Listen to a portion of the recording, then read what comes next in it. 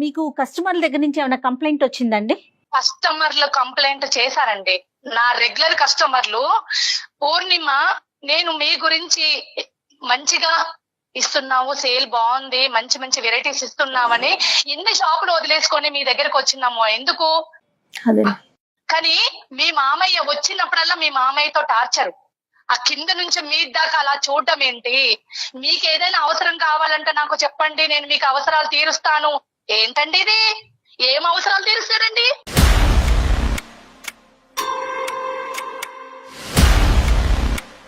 Sir ఇవన్నీ into నేను sir control అవ్వలేకపోతున్నా sir.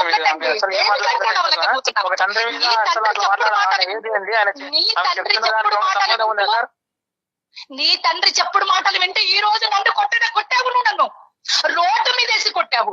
నేను ఎలా భరిస్తాను?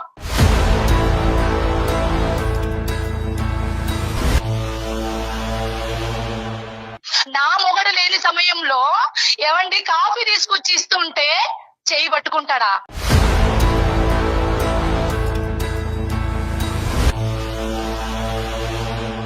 కోడలంటే కూతురుతో సమానం అండి, అంతేకాని పిచ్చి పిచ్చిగా మాట్లాడుతుంటాడండి.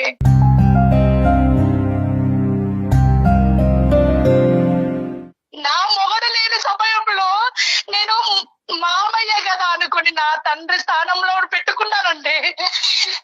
పిచ్చి పిచ్చిగా బిల్లింగ్ చేస్తాడా? ఏ విధంగా ఉండాలండి? ఏ విధంగా కాపురం చేయాలి నేను?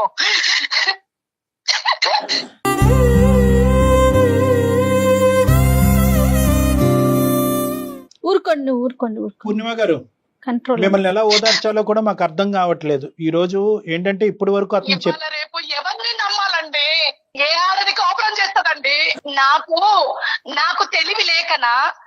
ఏది చేసినా మన గురించి అనుకొని నేను బిజినెస్ చేసుకొని ఈ పాటికి ఇంత సక్సెస్ చేసుకున్నాను నేను. అమ్మ పూర్ణిమ, ఇప్పుడు the question goes to Srikanth. ఇక్కడ ఏంటంటే శ్రీకాంత్ ఇక్కడ ఆలోచించవలసింది ఏంటంటే, ఇప్పుడు శ్రీకాంత్ పొజిషన్ చాలా క్లిష్టమైనటువంటి పొజిషన్ లో ఉంది.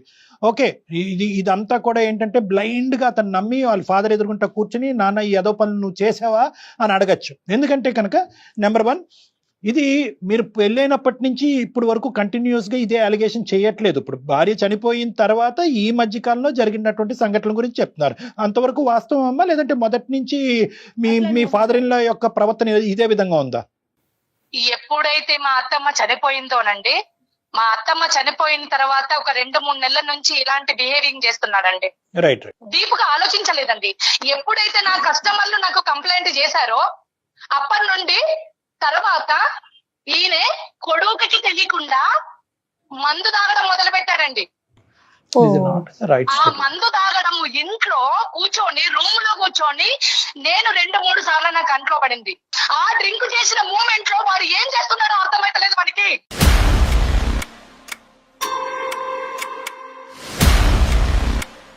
ఏం మాట్లాడుతున్నావు? నోటికి వచ్చిందా మాట్లాడుతున్నావా? ఏం చెప్తున్నావు? నోటికి వచ్చినట్టు వాగడం కాదు, నోటికి వచ్చినట్టు వాగడం కాదు.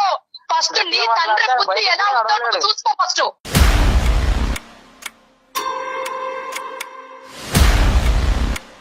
కాదు, ఆయన గట్టిగా మాట్లాడతాను, బయటకు కూడా నడవలేడు. ఏం మాట్లాడుతున్నావు?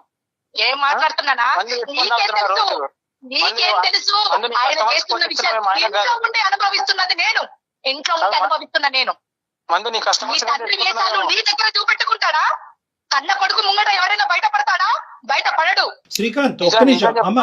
ఆగండి. కోడలు చెప్తుంటే తప్పుడు తండ్రి కొడుకులను ఇద్దరిని విడదీసే ప్లాన్ లో ఉన్నది అనుకొని నువ్వు అందరితోటి అలా చెప్పిస్తున్నావు. ఈ వాటికి ఈ రోజు వీళ్ళకి కూడా నువ్వు అలాగే క్రియేట్ చేసి చూపెడుతున్నావు. అలా ఎలా ఏం కాదు పూర్ణిమ గారు. నేను ఎంత సఫర్ అవుతున్నాను, నేను ఎంత ఫేస్ చేస్తున్నానో ఆ బాధ నాకు తెలుసు, ఆ కడుపు మంట నాకు తెలుసు.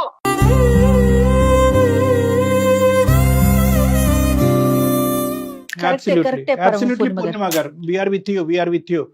మంట నాకు తెలుసు. ఈ రోజుకి నీ తండ్రి గొప్పోడేమో, మంచోడేమో, కానీ నాకు ఒక తండ్రి ఉన్నాడు. నీ తండ్రి చెప్పాల్సిన అవసరం లేదు. శ్రీకాంత్ మీ తండ్రి బుద్ధి భయంకర బుద్ధి. మతి ఉండడం కాదు, కడుపు మంట. నాకు మతి కాదు, నీకు మతి దుబ్బింది. నా కడుపు మంట నా మీదగా ఈ రోజు నేను అనుభవిస్తున్నా. పూర్ణిమ గారు చెప్పండి. ఒక్క నిమిషం అమ్మా. I know the pain that you're going through. నాకు పూర్తి స్థాయిలో నాకు అర్థమైంది. కానీ ఇక్కడ ఉండేటటువంటి సిచ్యువేషన్కి ఒక సొల్యూషన్ కావాలి అంటే కనుక ఒక్క 2 నిమిషాలు నేను చెప్పేటటువంటిది జాగ్రత్తగా ఆలకించండి. ఈరోజు శ్రీకాంత్ స్థానంలో నిలబడినటువంటి ఎవరైనా కూడా కరెక్టే, మీరు చెప్పినటువంటి అంశాలన్నీ కరెక్టే అయి ఉండొచ్చు. అతను మిస్బిహేవ్ చేసి ఉండొచ్చు. అతను ఏ పరిస్థితిలో మిస్బిహేవ్ చేశాడు, భార్య చనిపోయిన తర్వాత ఒక డిప్రెషన్లోకి వెళ్ళటం వల్ల అతను కాగ్నిషన్ మీద అతను పూర్తి స్థాయి కంట్రోల్ పోవటం వల్ల ఆ విధంగా అలా ప్రవర్తించాడా, అది ఒక ఆలోచన అయి ఉండొచ్చు. ఆ డిప్రెషన్ని దిగమింగుకోలేక, ఆ బాధను దిగమింగుకోలేక తాగుడు మత్తుకు బానిస అవ్వటం వల్ల అలా ప్రవర్తించాడా, అదొక ఆప్షన్ అయి ఉండొచ్చు. లేదు ఇతనికి ముందు నుంచే ఈ దుర్బుద్ధి ఉంది, అది మీకు ఎవరికి కంటకి కనిపించలేదు, ప్రత్యేకంగా కొడుకు అసలైతే తెలియలేదు. ఇది ఈ రోజు కోడలు ఇంట్లోకి వచ్చిన తర్వాత, కోడలు ఒక బిజినెస్ పెట్టిన తర్వాత, అక్కడ ఒక 4 కస్టమర్స్ వచ్చిన తర్వాత ఈ పరిస్థితి బయటపడిందా? ఈ 3 options are left with us. అవునా కాదమ్మా పూర్ణ? ఓకే అండి, మీరు అన్నది ఒక మాట అండి. మీరు అన్నారు అతను మైండ్ డిస్టర్బెన్స్ లో ఉంది అని అంటున్నారు. ఆ ప్లేస్ లో, నా ప్లేస్ లో తన కన్న కూతురు ఉంటే ఇలాగే బిహేవ్ చేస్తాడా?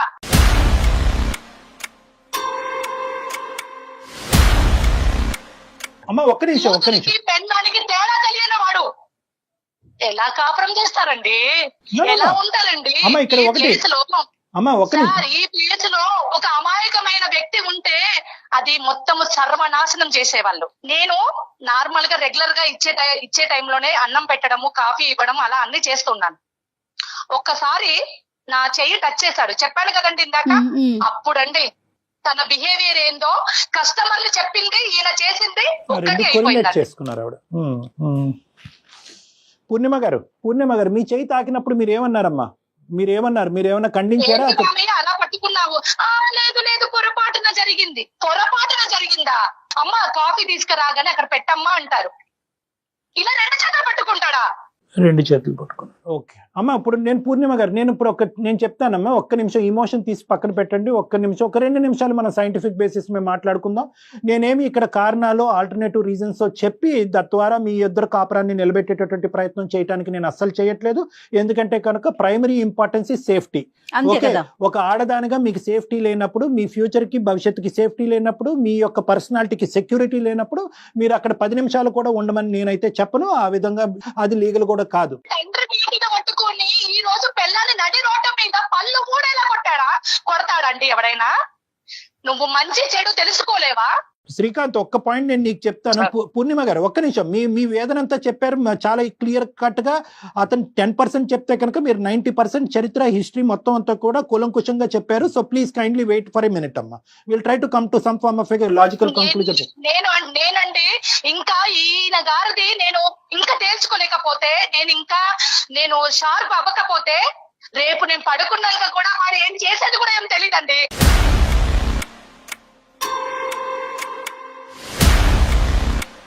అమ్మా ఒక్క నిమిషం పూర్ణిమ గారు. మనం ఏం అడవిలో లేమో, మీరు చదువుకున్న వాళ్ళు, మీరు బిజినెస్ నడిపిస్తున్నారు. ఒకప్పుడు ఆ విధంగా అతను ప్రవర్తిస్తే కనుక ఏం చేయాలి అనేది మీకు బాగా తెలుసు. So you have all the rights to deal with this particular situation. ఆ పరిస్థితి వస్తుందని నేను అనుకోవట్లేదు. కానీ ఇక్కడ శ్రీకాంత్ యొక్క సెంటిమెంట్స్ కూడా ఆలోచించాలి కాబట్టి ఒక 2 నిమిషాలు ఓపిక పట్టండి అమ్మా ప్లీజ్. ఇక్కడ ఏంటంటే ఓన్లీ ఇక్కడ ఈ అలిగేషన్ ఒక్కటే కాకుండా దీనికి మించినటువంటి వేరే అంశం కూడా ఉంది. ఆ అంశాన్ని బేస్ చేసుకుని మీరు ఇలా మాట్లాడట్లేదా అనేది అతని ఆలోచన. ఒకటి, మీరు బిజినెస్ స్థాపించిన తర్వాత ఫైనాన్షియల్ ఇండిపెండెన్స్ పెంపొందించుకున్నారు. మీ యొక్క లెక్కలు మీరు చూసుకుంటున్నారు, మీ బ్యాంక్ అకౌంట్లు మీరు చూసుకుంటున్నారు, మీ ఖర్చులు మీరు పెట్టుకుంటున్నారు, మీ అప్పులు మీరు తెచ్చుకుంటున్నారు. దీనికి బ్యాంక్ అకౌంట్ లో షూరిటీ ఎవడు పెట్టండు? అసలు నాకు చెప్పింది ఆమె, అవన్నీ చెప్తుందా? ఒక్క నిమిషం శ్రీకాంత్. ఏంటి నేను తప్పు పని చేశానా చెప్పకపోవడానికి? బిజినెస్ ని ఇంప్రూవ్మెంట్ చేసుకోవడానికి కదా నేను చేసింది. పెట్టకపోతే వేరే వాడు పెట్టరా? వేరే వాళ్ళు ఎవరు పెట్టరా? పెట్టాలని ఉన్నదా? చూడండి సార్ ఎట్లా మాట్లాడుతున్నారు. వేరే వాళ్ళు ఎందుకు అంటుంది? అదేనా మాట్లాడాల్సిన విషయం? పూర్ణిమ గారు ఇప్పుడు షూరిటీ కావాలంటే హెల్పింగ్ చేస్తారు, దానికి తప్పు పడతావా? పూర్ణిమ గారు దయచేసి ఆలోచించండి. మీరు ఏంటంటే నేను ఈ 2 అంశాలకి ముడి పెట్టాలని అనుకోవట్లేదు, రెండింటిని విడివిడిగా చూడాలని అనుకుంటున్నాను. మీ సెక్యూరిటీకి ఎక్కడన్నా ఛాలెంజింగ్ ఉంటే కనుక ఈ సెకండ్ మీరు పెట్టుబడి చదువుకుని బయటకు వెళ్ళిపోవచ్చు. No problem. కానీ ఈ సెకండ్ ఆస్పెక్ట్ కూడా ఒక క్లారిటీ తెచ్చుకోవాలి. నెంబర్ 1. నెంబర్ 2 ఏంటంటే ఈ సెకండ్ ఆస్పెక్ట్ కి మీరు ఇందాక చెప్పిన దానికి ఏమన్నా సంబంధం ఉందా అనేటటువంటిది చూడవలసినటువంటి ఆవశ్యకత ఇక్కడ ఉంది. కాబట్టి నేను అడుగుతున్నాను, వాళ్ళు పెట్టినటువంటి బిజినెస్, ఇది ఒక చిన్నపాటి ఫ్యామిలీ, ఇందులో ట్రాన్స్పరెన్సీ ఉంటే తప్పేంటి మేడం? ట్రాన్స్పరెన్సీ ఉంటే తప్పేంటి? మీరు ఎవరి చేతన్నా షూరిటీ పెట్టించుకోండి, అది వేరే విషయం. కానీ వాళ్ళు పెట్టించినటువంటి బిజినెస్ మీ కోరిక మేరకు, మీ కోరికని అడ్డు రాకుండా పెట్టించిన బిజినెస్ అని అంటే వాడి తండ్రి, ఆయన తండ్రి ఏం చేసినా నేను ఊరుకోవాలా? ఇదేనా మీరు న్యాయం చెప్పేది? నో మేడం, పూర్ణిమ గారు, no I'm not linking both the issues. ఆయన సాడిస్ట్ గా బిహేవ్ చేస్తే, తండ్రి మాటలు పట్టుకొని బిహేవ్ చేస్తే నేను పడాలా? పూర్ణిమ గారు, నేను అలా అనలేదు. మీరు వక్రీకరిస్తున్నారు, మీరు ఆ విధంగా ఆలోచిస్తున్నారు. శ్రీకాంత్ 1 minute, నేను ఆవిడ క్లారిటీ ఇవ్వనియండి. నేను ముందుగానే నా స్టేట్మెంట్ ఓపెన్ చేయక ముందే నేను క్లియర్ కట్ గా చెప్పాను. మీరు దయచేసి మీ ఇమోషన్ లో మీరు ఆలకించలేనట్టున్నారు. ఈ 2 టోటలీ 2 డిఫరెంట్ ఇష్యూస్ అని నేను చెప్పాను. అవును, చెప్పానా లేదా? రెండింటికి ముడి పెట్టట్లేదు. మీకు మీ సెక్యూరిటీ మీద మీకు ఇబ్బందిగా ఉంటే కనుక ఈ సెకండ్ మీరు పెట్టి బేడ సర్దుకుని బయటకు వెళ్ళండి అని కూడా చెప్పానా లేదా? పూర్ణిమ గారు, ప్లీజ్ మీ ఇమోషన్స్ ని మా మీద రుద్దటానికి ట్రై చేయకండి. మాకు ఆ ఉద్దేశం లేదు. మీరు అతను బిజినెస్ పెట్టించాడు కాబట్టి అతనికి శారీరకంగా మిమ్మల్ని లోబరుచుకునేటటువంటి ప్రయత్నాన్ని డాక్టర్ గారుగా మీరు ఖండించడం అనేటటువంటి ఉద్దేశాన్ని దయచేసి అక్కడ వ్యక్తపరచకండి. అటువంటి క్యారెక్టర్ నాకు లేదు, అటువంటి ఆలోచన నాకు లేదు. ఈ వేదిక ఉద్దేశం అది కాదు. ప్లీజ్ మీ ఆలోచనలు మా మీద రుద్దకండి. Okay, we are trying to help you. మేము మీకు హెల్ప్ చేయాలి అని అనుకుంటే, హెల్ప్ స్వీకరించేటటువంటి ఉద్దేశం, ఆలోచన మీకు ఉంటే హెల్ప్ తీసుకోండి. కాదు అనుకుంటే ఫోన్ పెట్టేసి మీ దారి, మీ నిర్ణయం ఎలాగ తీసుకున్నారు కాబట్టి వెళ్ళండి. ఇందాకటి నుంచి నేను మొత్తుకుంటున్నాను, మీ మావయ్య మేమే చేసినటువంటి అరాచకానికి నా సొంత కూతురు బాధపడినటువంటి విధంగా నేను బాధపడుతున్నానని 1కి 10 సార్లు నేను మొత్తుకుంటున్నాను. ఈ ఫైనాన్షియల్ ఆస్పెక్ట్ కాస్త దీనికి ఇది ఆ విధంగా దారి తీసిందా అనేటటువంటి ఆలోచన నాకు అనిపిస్తుంది. ఈ ఫైనాన్షియల్ ఆస్పెక్ట్ అంటే ఆవిడ విధంగా, ఆవిడ ఆలోచన విధంగా ఆవిడ బతుకుతుందిరా? నీ ఆస్తి మొత్తం అంతా కూడా నువ్వు సంపాదించింది అంతా కూడా ఆవిడ పేరుని రాసిచ్చావు. కాబట్టి ఈ రోజు ఆ అమ్మాయి ఉండాలా లేదా అనేది తేల్చుకునేటటువంటి ఉద్దేశంతో ఈ పెద్ద ఆయన ఈ విధంగా ఏమన్నా ప్రవర్తిస్తున్నాడు అనేటటువంటి ఒక చిన్న యాంగిల్ నేను ఆలోచిస్తున్నాను. ఇప్పుడు ఆయన బిజినెస్ ఆయన చూస్తున్నాడు, నేను బిజినెస్ నా మైండ్ సెట్ ప్రకారం నేను ఏదో బిజినెస్ పెట్టుకున్నాను. ఓకే, ప్రతిదీ చెప్పాల్సిన అవసరం లేదండి. అక్కడ ప్రతిదీ పూసగుచ్చినట్టు చెప్పాల్సిన అవసరం లేదు. అతను ఏమైనా చెప్తున్నాడా నాకు? Srikanth, correct me if I'm wrong. మీ తండ్రి గారిని ఈ పరిస్థితుల్లో, భార్యని, ఈ కుటుంబాన్ని, ఈ కాపురాన్ని కాపాడేటటువంటి ఉద్దేశంతో మీ తండ్రి గారిని దూరం పెట్టేటటువంటి ఆలోచన మీకు ఉందా? నీ తండ్రిని ఏదైనా ఒక అనాథాశ్రమంలో వేస్తావా, లేదు ఏదైనా రూమ్ తీసి ఉంచుతావా, ఏమైనా చేసుకో. ప్రొవైడ్ చేయక్కర్లేదు మేడం గారు. మీరు వృద్ధాశ్రమం ఎక్కడో పెట్టవలసినటువంటి ఫెసిలిటీస్ మీరు ప్రొవైడ్ చేయక్కర్లేదు. మీకేం కావాలో అనేటటువంటిది ఒకటే దయచేసి చెప్పండి. ఆ భార్యను పోగొట్టుకున్న ఆ పెద్ద మనిషి యొక్క సైకలాజికల్ ప్యాటర్న్ ఏం జరుగుతుంది అనేది ఒక ఎక్స్పీరియన్స్డ్ డాక్టర్ గా నాకు బాగా తెలుసు. అది వినాలి. ఆయన బిహేవియర్ మంచిగా లేదు.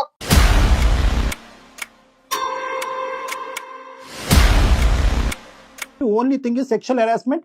ఇటువంటి వాతావరణంలో మీరిద్దరు కలిపి మీ తండ్రి గారిని పక్కన పెట్టుకుని కాపురం చేసి సంసారం చేయగలరా లేదా అనేటటువంటిది ఒక్కటే ఇష్యూ. కాబట్టి ఆ ఒక్క ఇష్యూయే మనం మాట్లాడుకుందాం. ఆ ఒక్క ఇష్యూ మాట్లాడు. So point is very clear. Srikanth అయితే మాత్రం తండ్రిని అయితే వదిలి ఉండాలి అని అనుకోవట్లేదు. తండ్రిని దూరం పెట్టి శ్రీకాంత్ నీ కాపురాన్ని కాపాడుకోవాలనేటటువంటి ఉద్దేశంతో అతను లేడు. నేను కూడా ఉండనండి, నేను కూడా ఉండను, నేను కలిసి ఉండను, నాకు ఆయన ఇంట్లో ఉంటే నేను ఉండను. ఓకే పూర్ణిమ, నేను ఒక్క మాట చెప్పచ్చా పూర్ణిమ గారు? ఒక్క మాట చెప్పచ్చా? చెప్పండి సార్. Right, okay. ఇటువంటి సిచ్యువేషన్స్ దగ్గర కొన్ని థౌజండ్స్ ఉన్నాయి నా దగ్గర కేసెస్. ఓకే, థౌజండ్స్ ఉన్నాయి. అంటే సైంటిఫిక్ బేసిస్ మీద ఇలా మాట్లాడితే కనుక చాలా మంది నన్ను క్షమించరేమో కానీ, ఆ పెద్దానికి వకాలతో పలుకుతున్నాడు డాక్టరు, అతను చేసేటటువంటి దాన్ని చిన్నగా చూపెడుతున్నాడు అని అనుకోవచ్చు. కానీ but there is a scientific and very strong 100% reason behind this. ఆ వ్యక్తి యొక్క మానసిక పరిస్థితి పూర్తిగా మారిపోయింది భార్య చనిపోయిన తర్వాత అన్నట్టు నాకు అనిపిస్తుంది. ఒక ఆలోచన, ఒక యాంగిల్. చనిపోయినంత మాత్రాన కాదండి, భార్య చనిపోయినంత మాత్రాన ఎవరు ఆడవాళ్ళు కనబడితే ఆడవాళ్ళతోటి మిస్బిహేవ్ చేయడం జరుగుతుంది. ఎస్ పూర్ణిమ గారు, జరుగుతుంది. జరిగినటువంటి సందర్భాలు ఉన్నాయి. మాట్లాడుతున్నారండి. మెంటల్ గా అప్సెట్ అయిందంటే మెంటల్ గా అప్సెట్ అయిన వ్యక్తిని మెంటల్ హాస్పిటల్ జాయిన్ చేయాలి. రైట్, అదే నేను చెప్తున్నాను. మీరు వినండి పూర్ణిమ గారు, ప్లీజ్ అండి, ప్లీజ్ అండి. మీరు వినిపించారు, మీ బాధను మీరు చెప్పుకున్నారు. నేను ఒక సైంటిఫిక్ సొల్యూషన్ చెప్తున్నాను. ఆ సైంటిఫిక్ సొల్యూషన్ మీరు జీర్ణించుకుని డాక్టర్ కళ్యాణ్ చక్రవర్తి చెప్పినట్టుగా మీరు ఉండమని నేను చెప్పట్లే. Get the point very clear.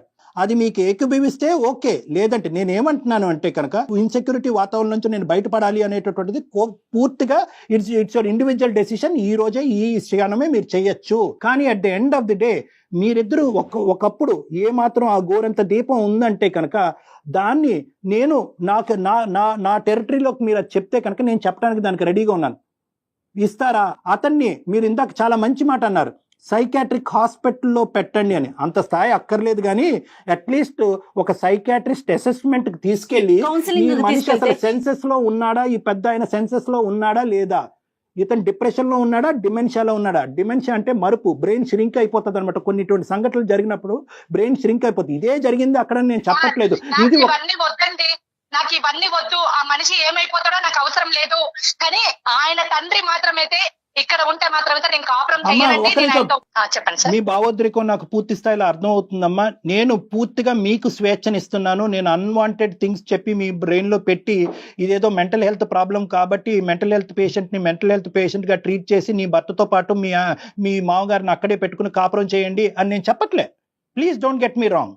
ఇది కంప్లీట్ గా ఇది మీకు స్వేచ్ఛాయుతమైనటువంటి నిర్ణయాధికారాలు ఇలాంటి అంశంలో ఖచ్చితంగా ప్రతి స్త్రీకి ప్రతి పురుషుడికి ఉంటాయి. When there is a security a threat, security threat లో ఉన్నప్పుడు ఎవరైతే కల్ప్రిట్ అదే ఇంట్లో ఉన్నప్పుడు కల్ప్రిట్ అక్కడే ఉండాలి అనేటటువంటి ఉద్దేశం మీ భర్త గారికి ఉన్నప్పుడు మీరు అక్కడ ఒక నిమిషం కూడా ఉండవలసినటువంటి అవసరం లేదు. కానీ దీని వెనకాతల ఒక సైంటిఫిక్ బ్యాక్గ్రౌండ్ కూడా ఉంది. ఆ పెద్ద ఆయన్ని డిప్రెషన్ లో ఉన్నారా, డిమెన్షియాలో ఉన్నారా, లేదంటే పోస్ట్ ట్రామాటిక్ స్ట్రెస్ డిసార్డర్ అంటే భార్య చనిపోయినటువంటి వేదనలో అతను అలా విచిత్రంగా ప్రవర్తిస్తున్నాడు అనేది ఒక్కసారి సైకలాజికల్ అసెస్మెంట్ తీసుకుని ఆ విధమైనటువంటి ట్రీట్మెంట్ అతనికి ఇప్పించేటట్టు అయితే కనుక, ఒకప్పుడు ఆ ఇష్యూ ఉంటే కనుక బహుశా మీ కాపురం నిలబడుతుంది, ఆ పెద్ద ఆయనకి న్యాయం జరుగుతుంది, ఆ పెద్ద ఆయన మీ ఇంట్లో ఉండడానికి ఒక అవకాశం కూడా ఉంటుంది. ఇది ఒక చిన్న యాంగిల్, ఒక సజెషన్ మాత్రమే నేను మీకు చెప్తున్నాను. ఈ సజెషన్ ఖచ్చితంగా మీరు తీసుకోవాలని కాదు. ఏ, దీనివల్ల ఆ కాపురం నిలబడుతుంది. బి, ఆ పెద్ద ఆయన యొక్క మానసిక రోగం ఒకప్పుడు ఏదైనా ఉంటే కనుక అది క్లియర్ అవుతుంది. 3 ఏంటంటే మోస్ట్ ఇంపార్టెంట్, మీ అబ్బాయి ఈ రోజు తండ్రి వేరు తల్లి వేరుగా ఉండవలసినటువంటి పరిస్థితి రాదు. సో ఇది ఒక ఫైనల్ అవకాశంగా తీసుకుని ఇది సక్సెస్ అవ్వకపోతే మీ ఇష్టం. ఇది ఒక ఫైనల్ అవకాశంగా తీసుకుని శ్రీకాంత్ వాళ్ళ నాన్నగారిని మీ ప్రమేయం లేకుండా వాళ్ళ నాన్నగారిని నా దగ్గర తీసుకొస్తారు. నేను నా పెద్ద ఆయన్ని కూర్చోపెడతాను. కావాల్సినటువంటి ఇన్వెస్టిగేషన్ చెప్తాను సార్. ఇంకా నాకు అవసరం లేదు. ఆయన ఏదైనా చేయించుకోమనండి, ఆయన ఎక్కడికైనా చూయించుకోమని చెప్పండి. నాకు అవసరం లేదండి. నేను ఆయనతో కాపురం చేయలేను. పూర్ణిమ గారు, మీరు చాలా ప్రెషర్ పడ్డారు, చాలా వేదనకు గురయ్యారు. కానీ ఈ రోజు ఆ బిడ్డను తీసుకుని మీరు బయట పడితే కనుక ఆ ప్రెషర్ 3 రెట్లు ఉంటుంది. అంటే తక్కువ ప్రెషర్ అని నేను చెప్పట్లే, ఆ ప్రెషర్ భిన్నంగా ఉంటుంది. నేనేమంటున్నానంటే ఇక్కడ బహుశా ఒక గోరంత చిన్న దీపం ఉందేమో రెక్టిఫికేషన్ కి, సంసారం నిలబెట్టడానికి ఒక రెక్టిఫికేషన్ ఉందేమో. ఆ పిల్లోడు పాయింట్ ఆఫ్ వ్యూలో ఆలోచించండి, పెద్ద ఆయన పాయింట్ ఆఫ్ వ్యూలో తీసి పక్కన పెట్టండి. ఆ హింస పిల్లోడు నాకు వద్దండి, ఆయన్నే ఉంచుకోమని చెప్పండి.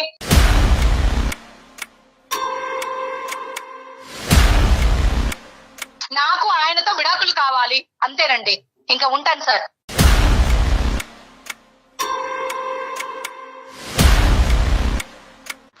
హలో.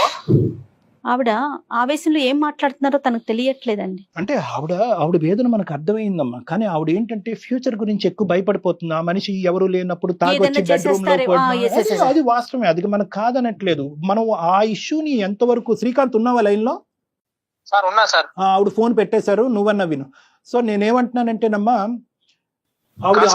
ఆయన ఏజ్ ఏంది, ఆయన మీద చెప్పే తప్పుడు పనులు ఏంది, అసలు మీకు అర్థమవుతుందా సార్? నాన్న ఇప్పటికీ కూడా నా మనస్సాక్షి ఏం చెప్తుంది అంటే కనుక మీ తండ్రి గారి మీద నింద వేయొద్దనే చెప్తుంది. ఓకేనా? ఎందుకంటే ఇప్పుడు నిజంగా ఇటువంటి క్యారెక్టర్లెస్ వ్యక్తి అయితే కనుక నీకు ఇప్పుడు 35 సంవత్సరాలు అట్లీస్ట్ 1-2 సంఘటనలన్నా చూసుండవా నీ జీవితంలో మీ తండ్రి యొక్క పాత్రలో? వైపు నుంచి ఏమన్నా కంప్లైంట్లు విన్నారా ఎప్పుడైనా ఇలాంటివి? చిన్నప్పటి నుంచి నేను ఎప్పుడు వినలేదు సార్. అంతెందుకు, ఆమె కస్టమర్స్ అంటుందా, ఆమె కస్టమర్స్ లోనే కొంతమంది మ్యూచువల్ ఫ్రెండ్స్ ఉన్నారు, వాళ్ళు కూడా నాకు చెప్పలేదు. ఇప్పుడు టెక్నాలజీ పెరుగుతున్న సందర్భంలో అటువంటి ఏమైనా చేస్తే ఎవరు బయటకు రాకుండా ఉంటారా అంటే ఒక్కసారి ఆలోచించండి మీరే. బేసికలీ ఏంటంటే ఈ హిస్టరీ పరంగా చూసుకుంటే కనుక అతని వీళ్ళ ఫాదర్ యొక్క ప్రవర్తనకి మారటానికి ప్రధానమైనటువంటి కారణం ఏదైతే ఉందో తల్లి చనిపోవటం ద్వారాతే అయింది. ఈ రోజు శ్రీకాంత్ కూడా తండ్రిని సపోర్ట్ చేసుకుంటూ అబద్ధం ఆడుతున్నాడు అని అనుకోవట్లేదు. కాపురాన్ని కాపాడటం గురించి తండ్రికి చాలా గత చరిత్ర ఉంది, కానీ ఇది కప్పేద్దాం అనే ఉద్దేశం అతనిలో కూడా నాకు కనిపించట్లేదు. ఏదో ఒక భిన్నమైనటువంటి మానసిక పరివర్తన అనేది ఆ పెద్ద ఆయనలో వచ్చింది. ఆ మానసిక పరివర్తన ఈ రోజు ఆ పూర్ణిమ గారికి ఇంట్రెస్ట్ ఉన్నా లేకపోయినా, ఆవిడ కాపురంలో ఉన్నా, ఈ మ్యారేజ్ లో ఉండటానికి ఇష్టపడినా లేకపోయినా, దాన్ని సరిచేయవలసినటువంటి బాధ్యత ప్రధానంగా ఈ రోజు శ్రీకాంత్ శ్రీకాంత్ మీద ఉంది. సో నేను దీనికి సొల్యూషన్ ఏం చెప్తానంటే, ఈ రోజు పూర్ణిమ ఉంటుందా ఉండదా అనే ఆస్పెక్ట్ తీసి పక్కన పెట్టేసే శ్రీకాంత్.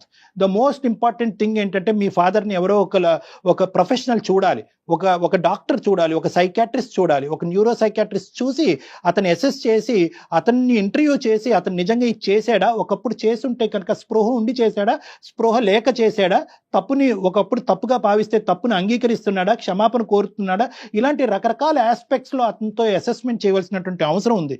ఇప్పుడున్న పరిస్థితిలో ఆవిడ వినటానికి రెడీగా లేదు. బహుశా ఒక డాక్టర్ అసెస్మెంట్ జరిగి ఇది అతని మానసిక పరిస్థితి కాబట్టి ఇలా చేశాడు అనేటటువంటిది ఆవిడ నమ్మచ్చు. లేదు, డాక్టర్స్ అసెస్మెంట్ అయిన తర్వాత మీ నాన్నగారు ఆ పని చేశారు, అతను సైకలాజికల్గా ఎటువంటి ప్రాబ్లం లేదు, అతనికి అటువంటి దుర్బుద్ధి వచ్చింది అని అనుకున్నప్పుడు పూర్ణిమ గారిని ఒక్క సెకండ్ కూడా అక్కడ ఉండమంటాం అనేది శ్రేయస్కరం కాదు. ఓకే సార్, దాని గురించి నేను ఆలోచిస్తాను. మీరే కొంచెం సజెస్ట్ చేస్తే నేను వెళ్ళి చూపిస్తా సార్. రైట్, తప్పకుండా. ముందైతే ఆయన సెపరేట్ చేసే పరిస్థితిని ఆలోచించుకోండి, ఇష్యూని పెంచుకోమాకండి Srikanth, please. Okay madam. Right, నేను ఇది అయిపోయినాక మీకు డాక్టర్ గారి నెంబర్ షేర్ చేస్తాను, ఒకసారి డాక్టర్ గారితో పర్సనల్ గా మాట్లాడండి ప్లీజ్ మేడం. ఎలాగైనా మీరు సజెస్ట్ చేసి ఖచ్చితంగా ఈ విషయం డెఫినెట్ గా. ఇంకోటి కూడా చెప్తున్నాను శ్రీకాంత్, నేను ఇప్పుడు మీ మిస్సెస్ నెంబర్ కూడా మేము తీసుకుంటాను తర్వాత ఆఫ్లైన్. నేను తీసుకుని ఆవిడతో కూడా ఒకసారి మాట్లాడతాను, ఎందుకంటే మేమిద్దరం కూడా కొద్దిగా ఇమోషనల్ గా అయ్యాము. అంటే ఆవిడకి నా భాష అర్థం కావట్లేదు, ఇక్కడ పరువు తీశారు అనేటువంటి టాపిక్కే మాట్లాడుతుంది.